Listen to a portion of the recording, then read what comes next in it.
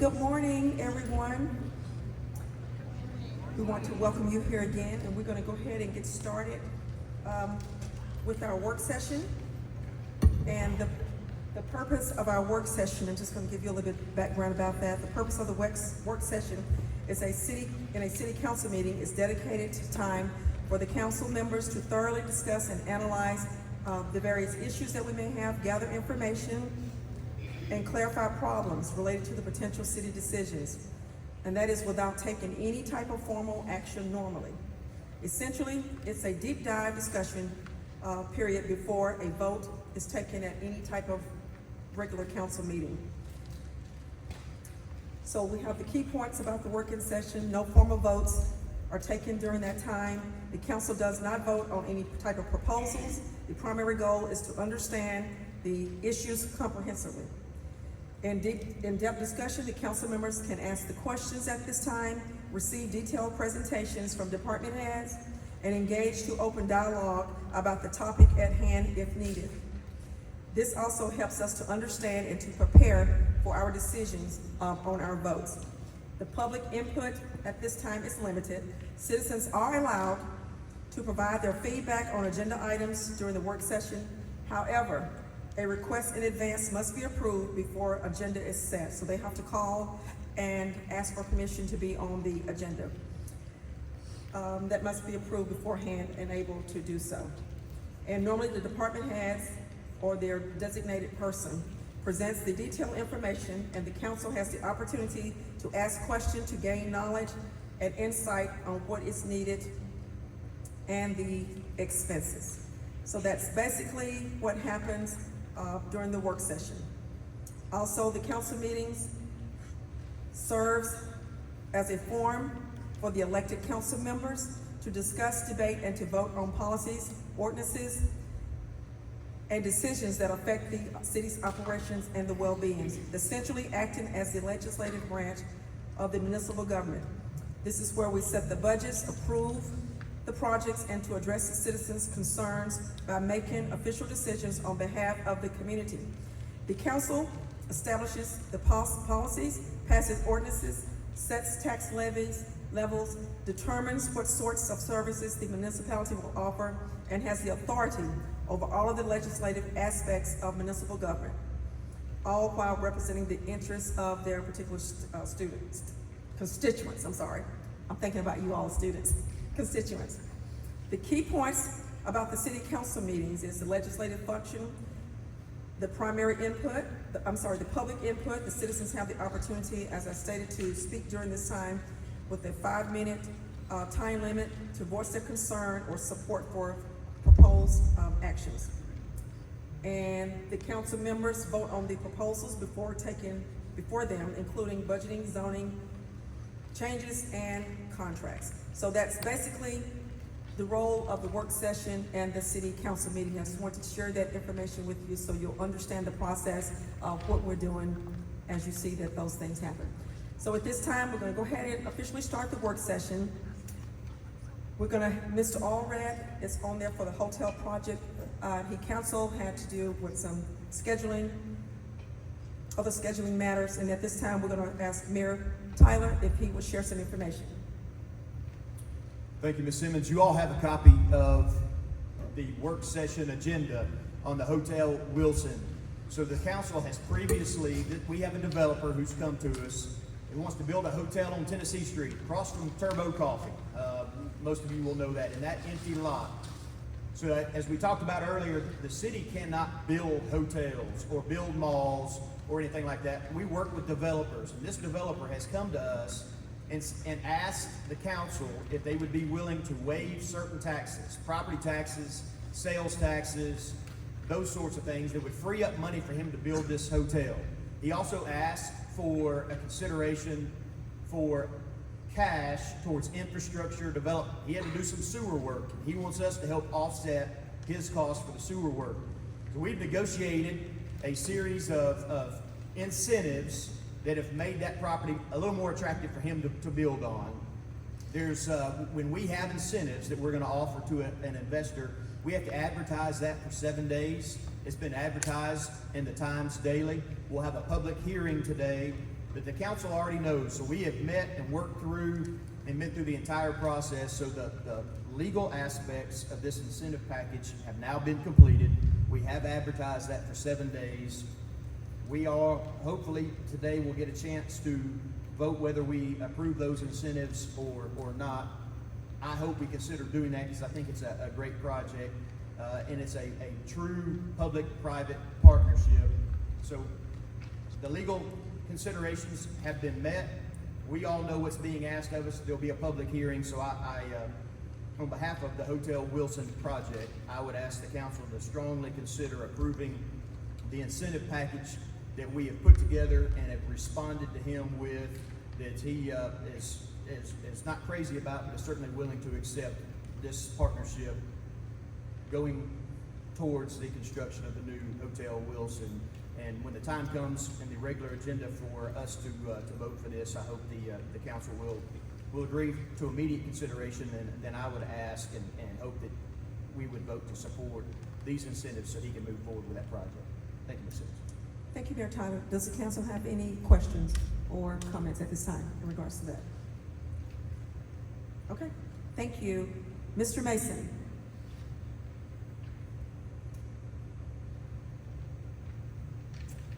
As you all come, if you don't mind, again, stating your name and your department. Justin Mason, the building department. So I have got item 11B, C, and D, and they are all invoices to be paid to Bagby Elevator. The first one was a service call when the elevator was down. The second one is the door curtain wiring cable had broke, so they had to replace it. And the third invoice is our routine maintenance, our quarterly maintenance on the City Hall elevators. Is there any questions? All of these were City Hall. Yes, they're all City Hall. Is the elevator working? It is working for now, yes.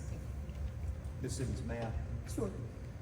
Justin, outside of these, would you give the council a quick update on the chiller situation for City Hall as well, just to make them aware? Yes, so we did have a second opinion come and look at the chiller this morning. As of right now, the chiller has been down for 6 weeks. We were notified Friday that we're waiting on a transformer part to come in due to the age of the chiller. If it fixes it, that part will be here March the 27th. So as of right now, we are having to look at a possibility of temporary cooling for City Hall, since we're going to get up in about 80 degrees. So on the third floor, you're looking at upper 80s and maybe 90 degrees on the third floor if we get into the 80s. So what that would entail would be a large cooling tower sitting outside of City Hall, and us figuring out how we're going to tie it into our system to cool the first, second, and third floor on the short court side. So that's kind of where we're at with it, because but if we can't get a transformer sooner than March 27th, we will have to do temporary cooling for the City Hall building. So any other questions? Okay. Thank you. Thank you. Ms. McDuffie?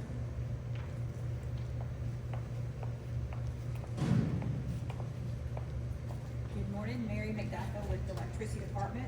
I have 3 items on the agenda. The first one's 11I, which is a contract with GeoSource. This is, as you, a couple of meetings ago, you approved them having an evaluation done on our warehouse. And after the evaluation, they found some mold, so this is a contract to have the mold remediated out of the building. Any questions? 11L is a contract with Ampol.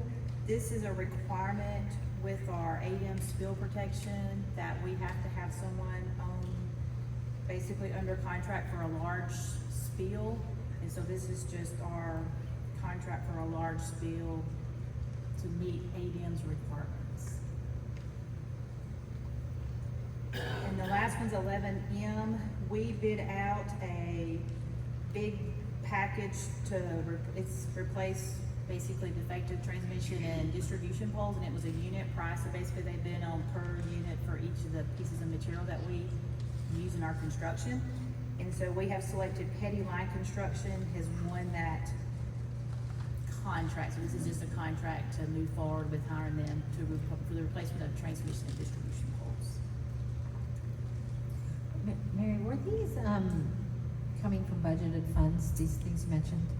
So, the first two were not because, well, the second one is something we've just kept in place, but the first one was not. This was just something that came upon us that we didn't realize was going on. And the third one, we put $1 million in the budget for the line construction, so yes, that is coming from budgeted funds. Mary, I want to thank you for item E with that pole replacement. We've talked about it since I've been on the council. This is going to do so much to not only prevent some of our outages, but also when we have an outage, hopefully we'll be dealing with a pole that was damaged by a tree instead of all the poles beside it, and it significantly shortens the outage time that I've been taught from you guys. Yes. So thank you for being proactive and getting that done this year. Thank you.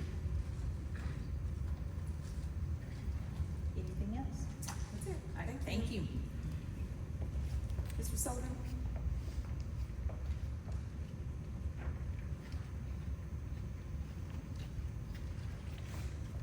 Good morning, Todd Sullivan, City Engineering Department. I have 4 items for y'all today. We'll go over 2 together. The change order number 1 is with Grayson Carter and Sons. It's for the sidewalk project on Bradshaw Drive at Hilton. The first change order, it is just to increase the calendar days to 22. There is no financial change. It's just a strictly calendar day change for the first change order. The second change order, if y'all driven down Hilton Drive or Bradshaw, you notice you have a long delay at the signal there. And this is what change number order 2 is for. When they were working, we're putting in the pedestrian lights, cutting the asphalt, the loops got cut. Did not realize where they were. So that is why the signal has been on a timer versus the loop detectors that are in the pavement when a car pulls up to it. So change order number 2 is for that work to be done. It is for a contract price of $11,235.96. This will be, the project was 80-20 money, but at this portion of the contract, it will be full city. We have ran out of our allotted funds, so that amount will be the full amount paid by the city, and an additional 30 calendar days to perform the work. So, any questions with those 2? All right. The next item is 12A, is a contract with Civil Group Construction for the Rickwood Road widening project. We're finally getting this project off the ground. This contract is for the CE&I. We will be hiring Civil Group to do the inspections and testing for us associated with the state project. This is 80-20 match, so the contract amount is $394,221.07. Our portion of that will be the 20% portion. The state will pay the 80% of that. Any questions on that? All right. The final contract I have is item 11P. It's a contract with Shotcrete of America. You may have noticed on Royal Avenue, it's been closed for the last 2 weeks, right at Veterans Drive. We were made aware the box culvert is been damaged. Completely one side of the box culvert is completely just gone, eroded away. The contract is for Shotcrete of America to come in. They'll pour a new footer for that side of the box culvert, fill it with concrete, and about 20 days, working days is what's on the contract. We're hoping that we can have the timing right and can start maybe the end of the week if this is approved, to get that going, have 20 days to get that open back up. Any questions on the floor? All right, thank you very much. Thank you. Ms. Simmons, do we need a motion for those Oh, yeah, change yeah, orders? yes, I'm sorry, yes, we do need a motion. Can I get a motion for the change order, please? Motion. Motion by Ms. King, second by Second. Mr. Hendricks. All in favor of the motion?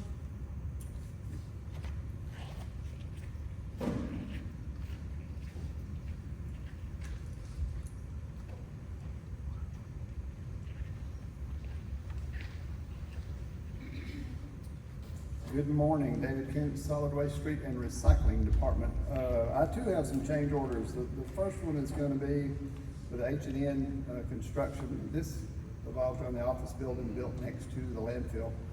And we let the contract for this in January of '24. And in March of '24, we were told we needed to add a fire truck turnaround. This was a $51,000 addition that ran us over our contingency amount, resulting in a change order of about $30,470. Didn't feel like I had much of a choice on this. Any questions about this for me? Okay, the second item is a change order with Labella. They do our groundwater monitoring at the landfill. This is report driven by ADM. In other words, we do our twice a year groundwater monitoring, submit our reports, and ADM a lot of times will require further information. Well, they wanted a lot of stuff this time, and that's what ran this contract over. $2,688 for the extra reporting and correspondence between engineers, geologists, and ADM. Questions about that one? Okay. Next on the agenda is a contract with Southern Environmental Engineering. We bought the Starkey Drive property. We inherited a stormwater permit because he had cleared a lot of it. Since we're gonna build a transfer station there, we can't close it. Therefore, we have to continue this NPDES permit. So this is the contract with Southern Environmental Engineering to do the monitoring, maintenance, and reporting for us on that, and sampling. Questions on that one? All right, the next one is Labella, once again, groundwater monitoring contract. Just redoing it. We do this one every year. They've been doing our groundwater monitoring for quite a while. It's just up for renewal.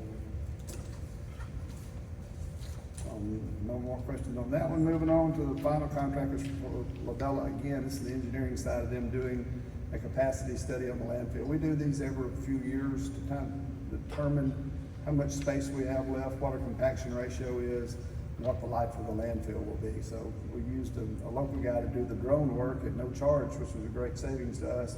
And then their engineers will put this together and give us this report. Questions about that? How long will it take for that? He's already flown the landfill with his mapping drone, and so that information's already been provided to them. I figure a couple months at the most. It'll be pretty quick. Okay. Y'all have any questions? Yep, I hope you have any questions for him. Can you get a motion for the change order? So moved. Second. Motion by Mr. Spence, second by Ms. Dixon. All in favor of the motion?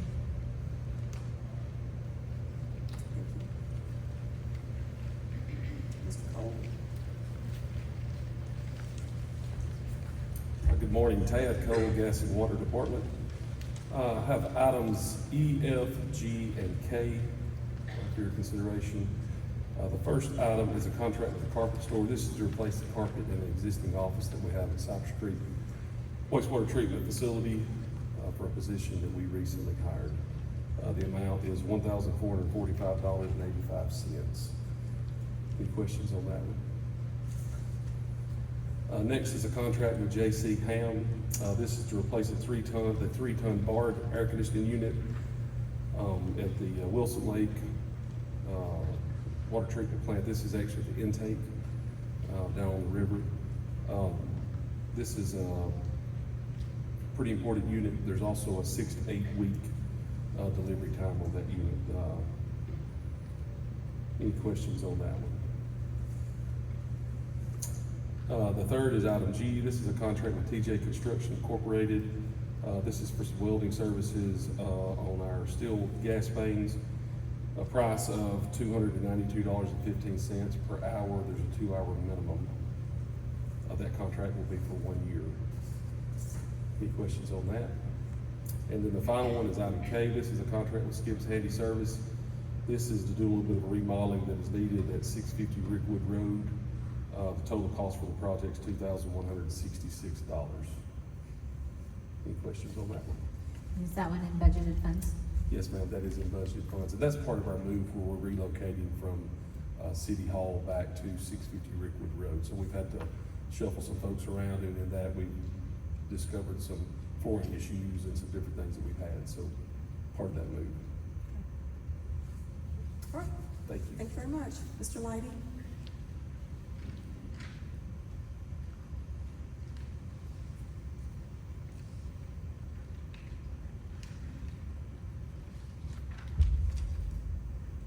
Good morning, Bob Lighty, City Clerk Treasurer. I have a resolution for an alcohol beverage license application by Tennessee Valley Lime and Rodeo. It's a special event with on-premises liquor, beer, and wine.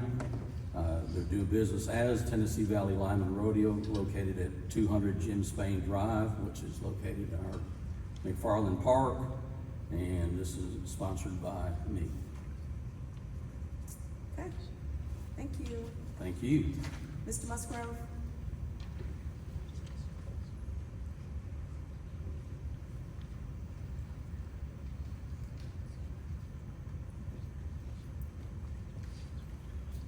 Good morning. Mayor Tyler explained everything really well about the hotel incentives, and so I would just like to offer to answer any questions if anyone has any, or provide further explanation if anyone needs it. Mr. Musgrove, all I would ask is, would you share those incentives? Yes, What we're given? absolutely.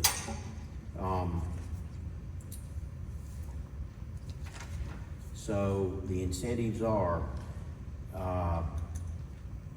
first incentive, and none of these incentives go into effect until the hotel is open and operating. So that minimizes the risk to the city and the taxpayers.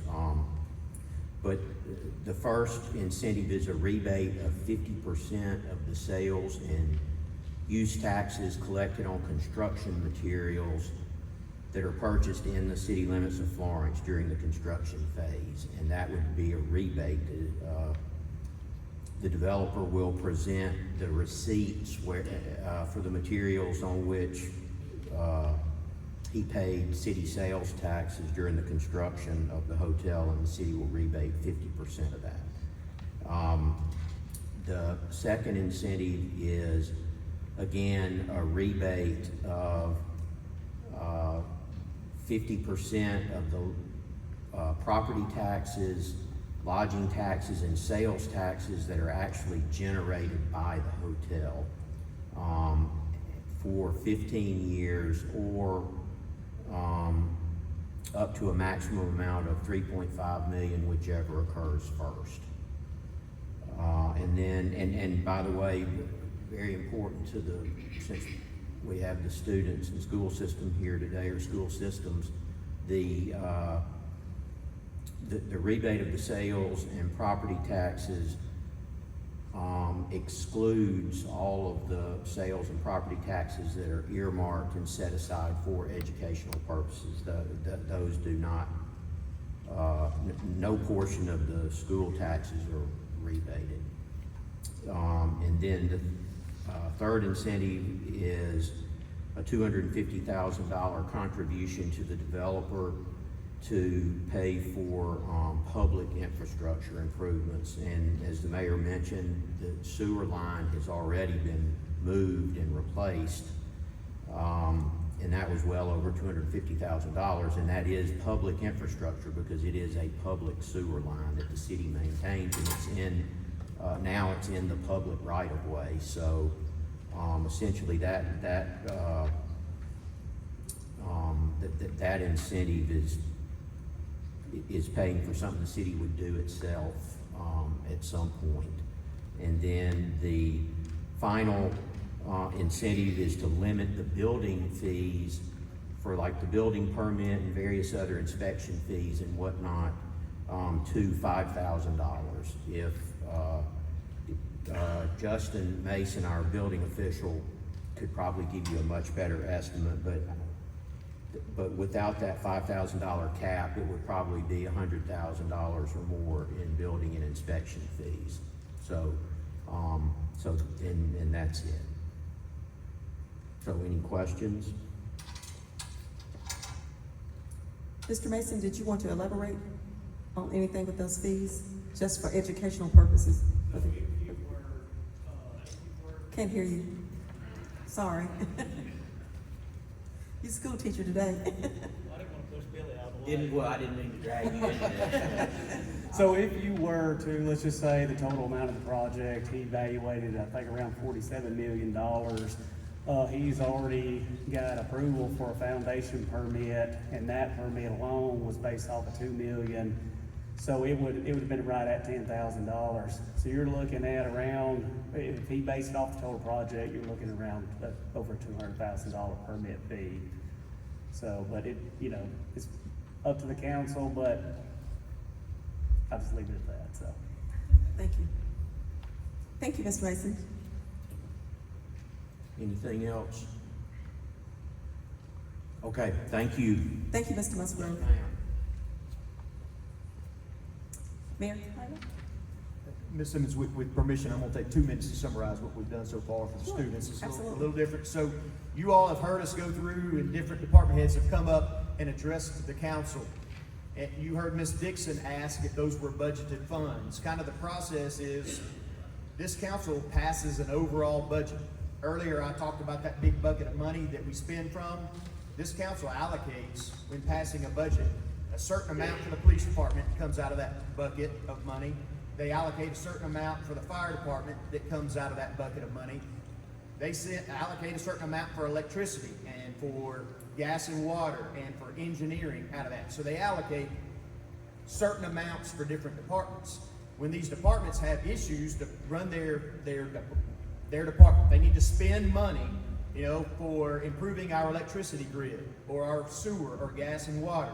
Or if the police department would have been here, if they needed to spend money to buy a police car, those department heads still have to come back and ask permission from this council to spend any money at all towards the end of, hey, I need this in order to run my department better. So you have seen each department head come up and say, I know you've given me a budget previously, I need to spend some of the money out of that budget for a particular purpose. And in doing so, they have to ask the council's permission, which is what they have done.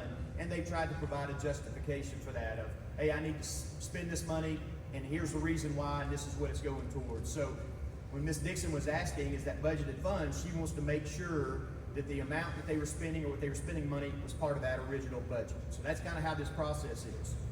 So now I have the item 11N is on the work session. You see it there, and it correlates with what's on the agenda. And this is an easy one. This is simply, we are requesting as a city, requesting that the council give us permission to apply for a grant to celebrate America's 250th birthday. 50 years ago, when America celebrated its 200th birthday, it's called the Bicentennial Celebration. Easy enough to say. Everybody, there's quarters, special bicentennial quarters, and all of that stuff. The 250th birthday is called let me bear with me. It's the semi-quincentennial birthday. Everybody wants to call it America 250. I mean, who wants to say semi-quincentennial? So we're applying for a grant. If awarded, it's $2,500 to help us have patriotic banners along Court Street, Mobile Street, to help us celebrate America's semi-quincentennial or 250th birthday. So we would like permission to be able to apply for the grant for $2,500. Thank you, Mayor Tyler. Does anybody have any comments? Council, do y'all have anything you want to share? No? Okay, if that's it, we will take a 30-minute break, and then we will come back and start the council meeting immediately at 11 o'clock. You may take a break.